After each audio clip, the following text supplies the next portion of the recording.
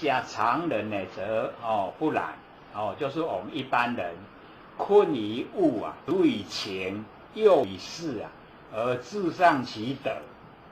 这个老子讲的都很简单啦，但是把意思都讲出来，备以道啊，以逆其性，违其天，而失其生生之本，故不得呢，不赖以教。人呢，生而静啊，天之性也。感于物啊而动，情之欲也。人性啊言静，因情欲啊而动其心。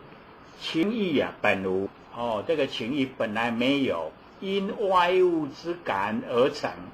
外物本无色于人，人因五官百害之具，而与物啊交涉，循则生色，探完好，动其心，摇其精，眩其神，惑其灵，逐其物啊，而皇任以率性以顺天，尽性以合道，故道之必修也。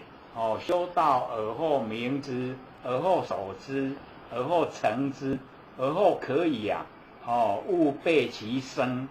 故凡伪夫性道者，皆在呢禁止之内。这个呢，就是老子在言道。那底下又有剩下一段空白，就写六子呢交给怀让禅师啊，一个锦囊，叫他呢交给那个驱逐马道一。那么内容呢就是啊，释迦从吾啊结中空，汝门得道呢正法通，入后三起啊开普度，正心诚意啊合中庸，一直到八祖。